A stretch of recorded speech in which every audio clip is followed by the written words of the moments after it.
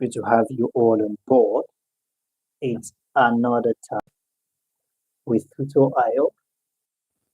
We have PCR421, and basically, according to the thumbnail, it says peace building. Okay, we're going to be talking about peace building. But just before we talk about peace building, we need to understand the effort, the input of international organization, all right, coupled with peace building.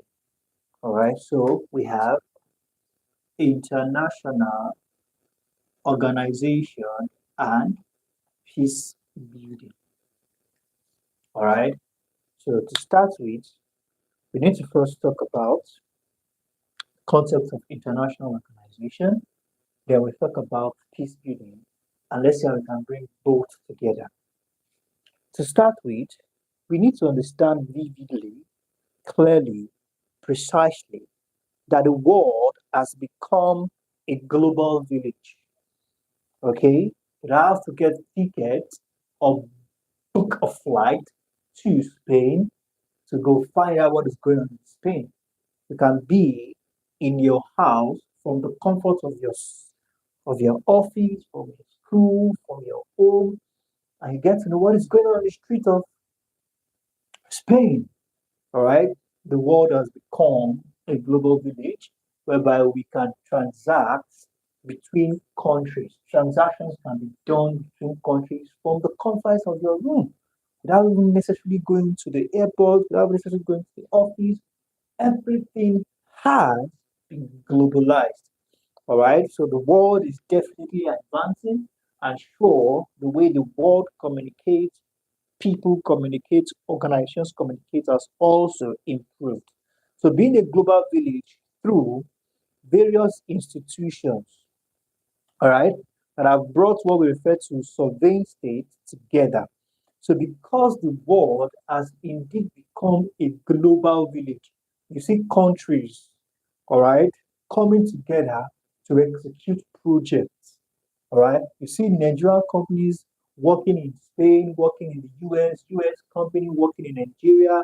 All right, the world has indeed become a global village whereby we see sovereign states the coming together of sovereign states for the overall propagation, all right, of world peace and harmony. So, in as much as the world has become a global village, we are also considering this from the perspective of how being a global village, how does this positively influence, all right, or how does it positively affect the perpetration or the implementation or the propagation of world peace and harmony.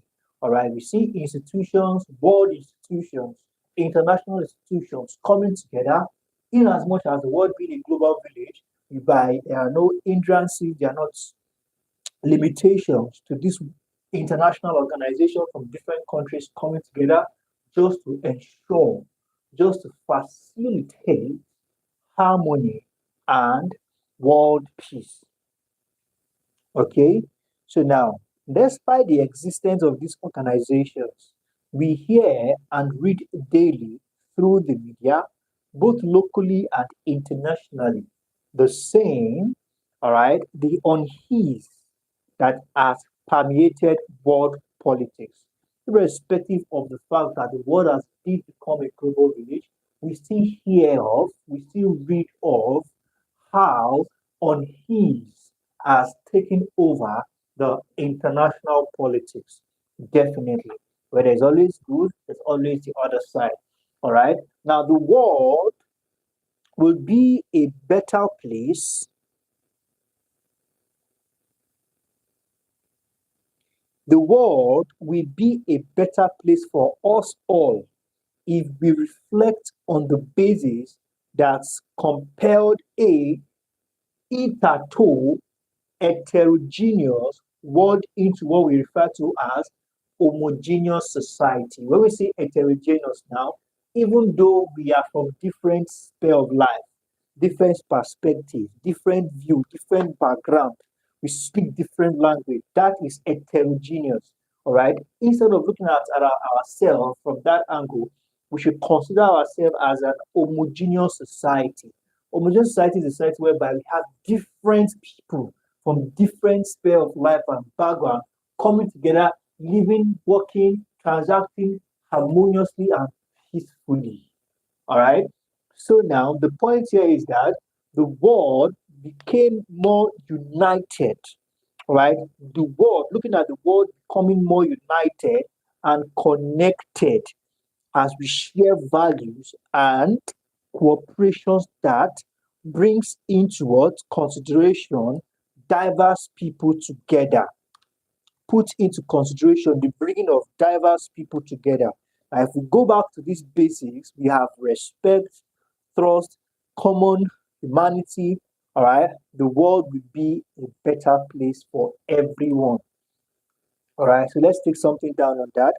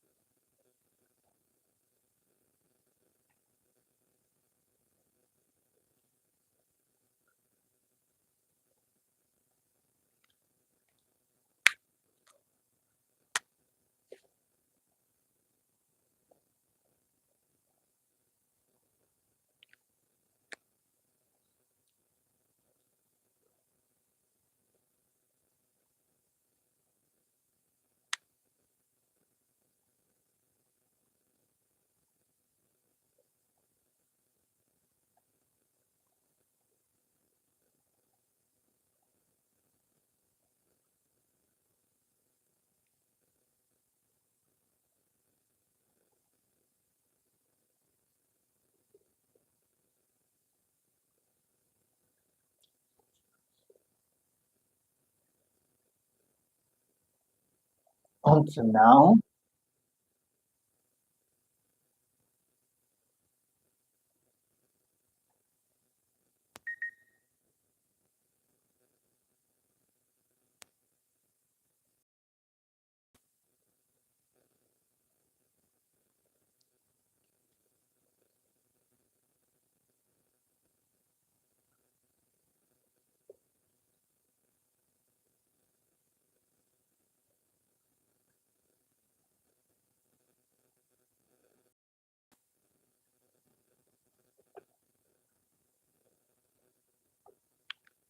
so we have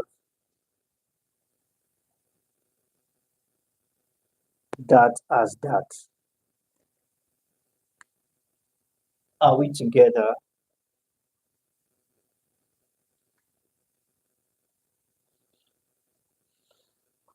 The world will be a better place for all if we reflect on the society, we reflect on the basis of as much as even unto now, seeing the world as heterogeneous, we relate as homogeneous society, relate as a homogeneous society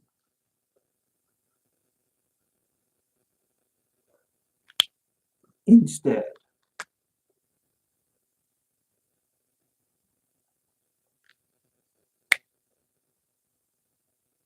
Okay, so we have that as that. Now let's take a step further.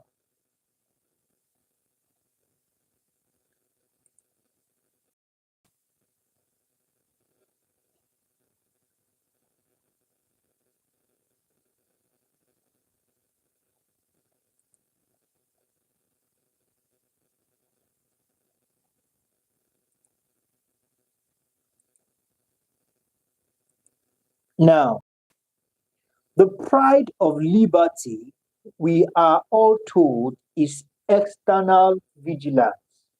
All right. What are we talking about here?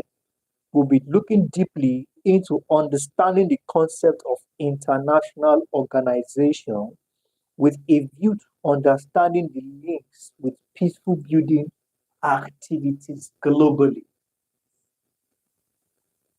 All right, we are going to be considering the link between understanding, all right, international organization and how they link up with peace building activities globally. All right, so we have that. Now, with this being said, let's talk about what it means by international organization itself. All right, international organization. All right, it's a combination of two words, international and an organization.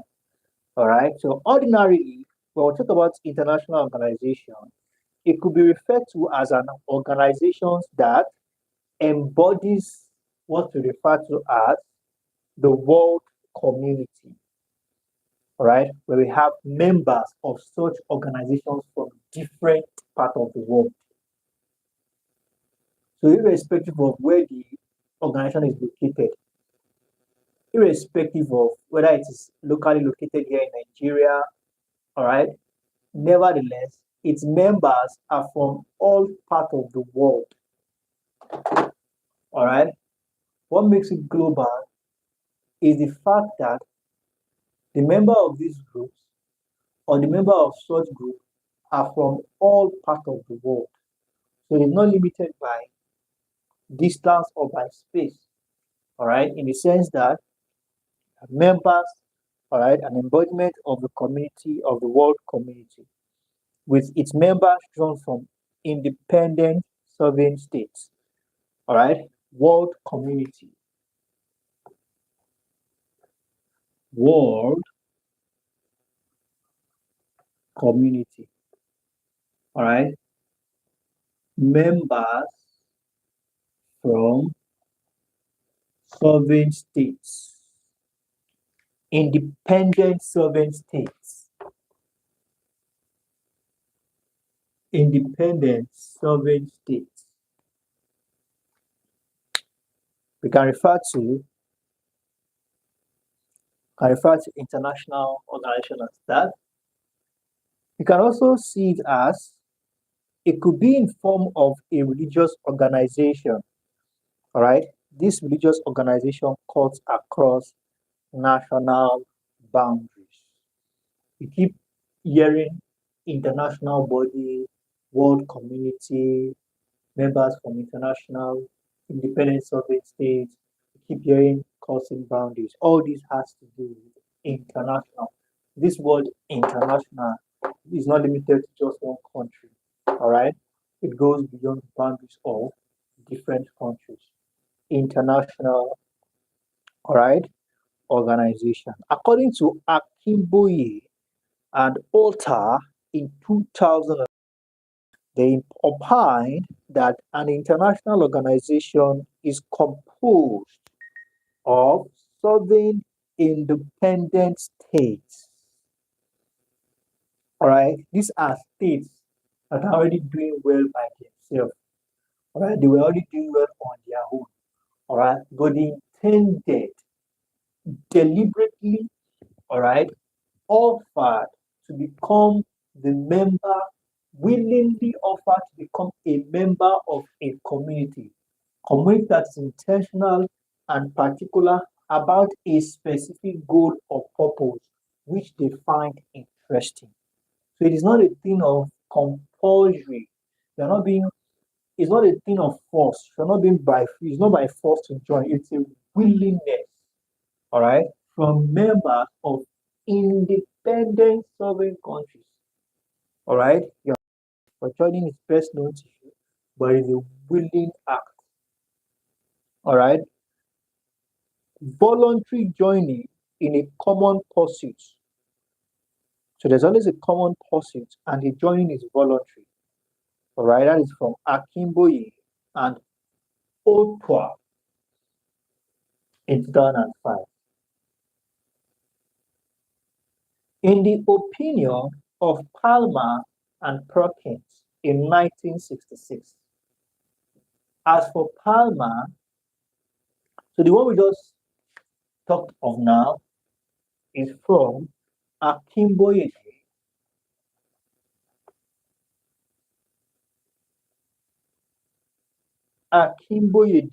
and Ota in 2005. Then we have Palmer and Perkins, 1969. They are of the opinion that an international organization is any cooperative arrangement. Any cooperative arrangement. This cooperative arrangement is instituted among states, usually by a basic agreement.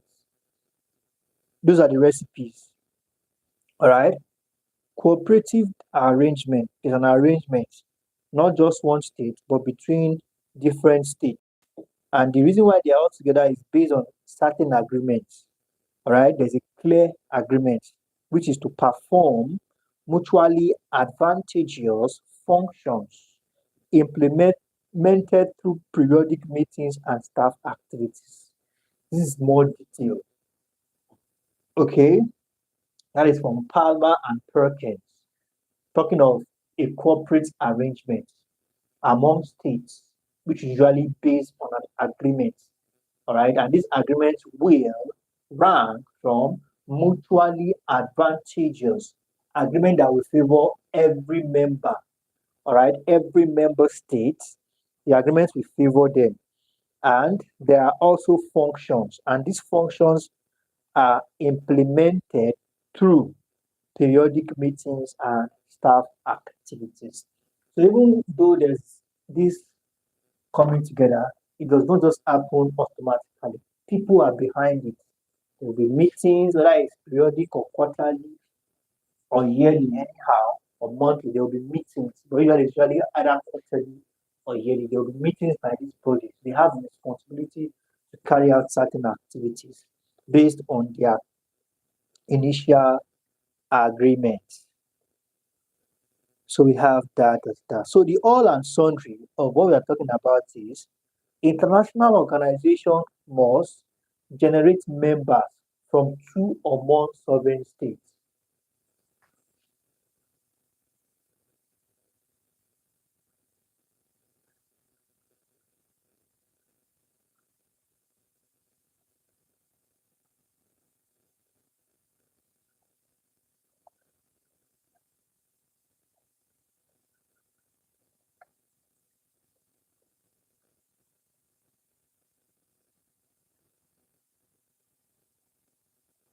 They must generate members from two or more sovereign states.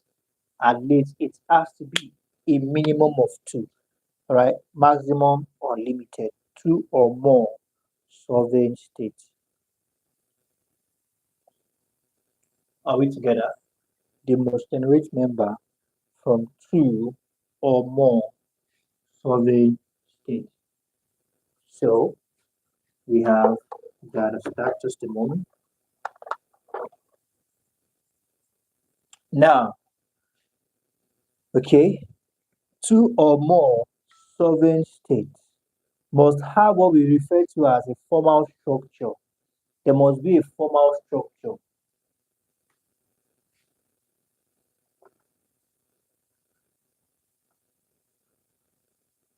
Meaning that the purpose, legalities, purpose, model operandi, their ethics, everything must be properly structured.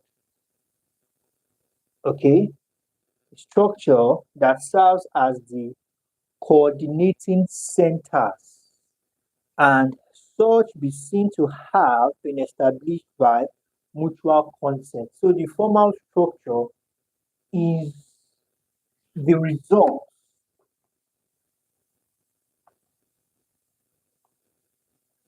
mutual consent.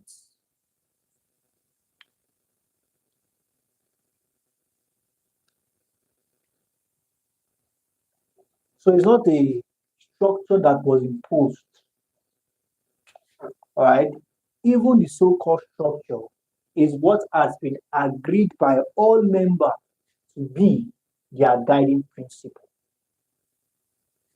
Please note that it is what must have been agreed by all members to be their guiding principle.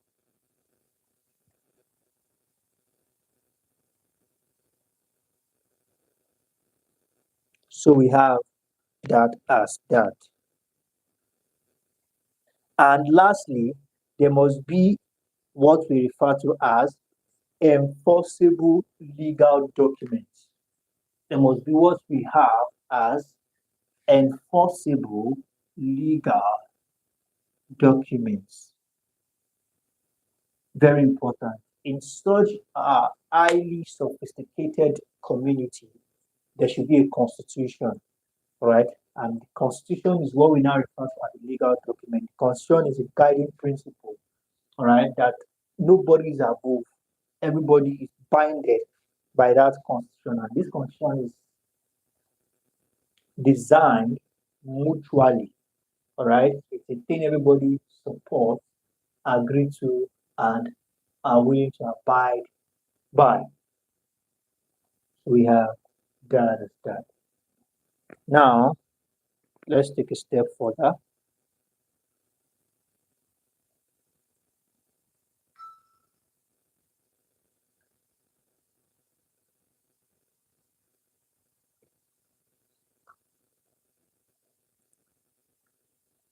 I haven't said all this about international body.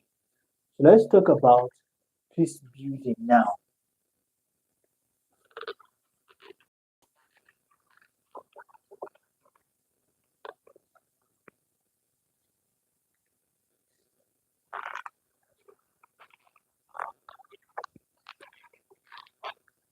For those of us who have not joined the private class yet, let's ensure to do well to join the class. Highly essential. How do you join? All you need to do is reach out to us on our official website www.tutorial.net and use the WhatsApp button in the top right corner to send us a direct message. Okay, when we say peace building, according to Albert in 2001, Albert, in a scholarly treatise introduced to the third party intervention on community conflict, gives an instructive and deep rooted analytical discourse on what peace building entails. So, now let's hear what Albert has to offer about peace building. Albert is of the opinion that when we talk about peace building, all right, he says that the peace that emanates from conflict transformation workshop.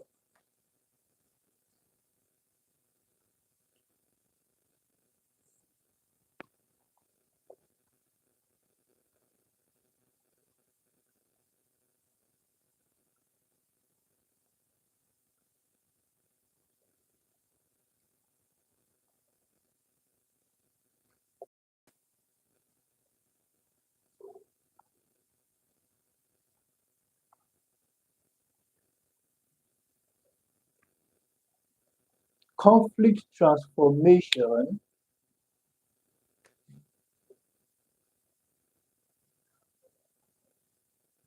conflict transformation workshop.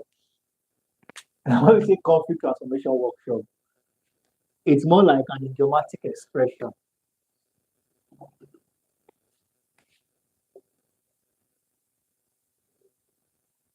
All right, it's like an idiomatic expression.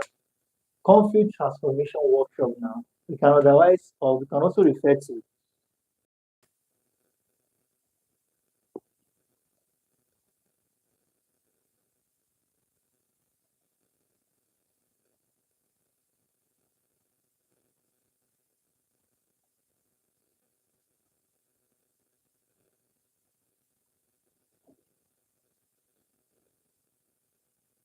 just a moment.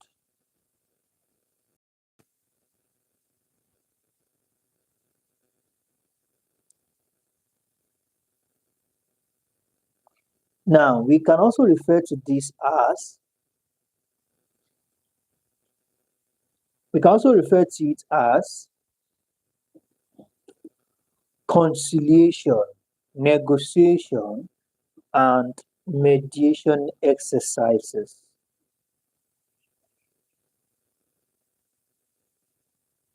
Okay, now let me explain this to us. You talk about peace building because something has happened before now. All right, you don't get to talk of peace building if there was never a conflict or reoccurring conflict. You talk of peace building because you don't just only want peace temporarily, but you want a continuous, all right, a sustaining, a lasting peace. And this is a heavy body. It's a big responsibility. It's a big task that requires serious dedication, attention, and focus. So it's not a one-time thing. It's a continuous process that requires continuous effort, funding, and all right, overseeing. So this is now what we now refer to as peace building, according to Alba here, is that peace that emanates from conflict transformation workshop. So it's a workshop. It's not just once mediation or once it's not just once mediation, it's not just once that negotiation or conciliation. It's a workshop, it's a continuous thing. Okay. Peace building has to do with what? Repairing relationships.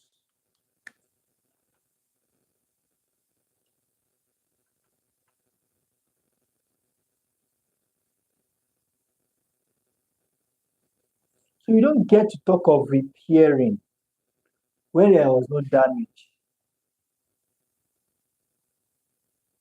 All right. Relationship with the institutions and social facilities.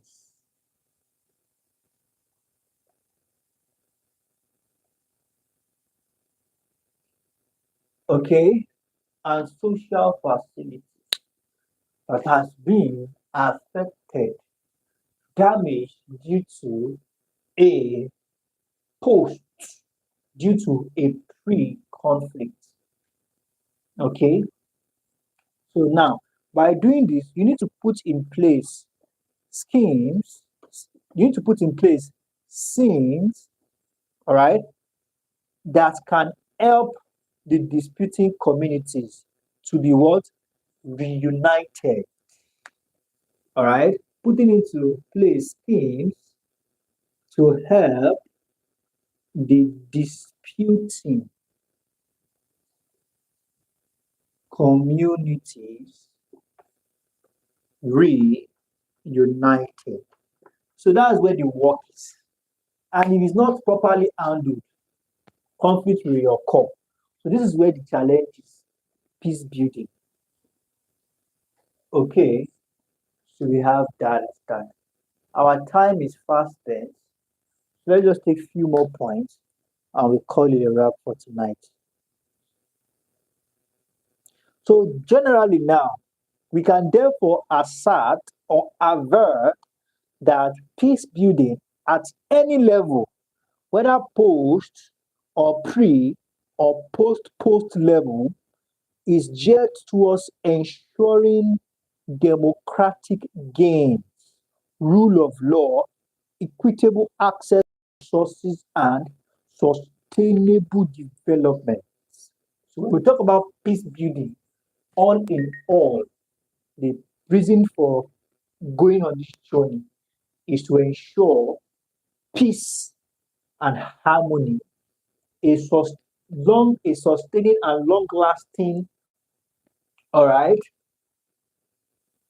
peace, democratic gain, where everyone's voice is heard, rule of law, where the law is supreme over all, and free access to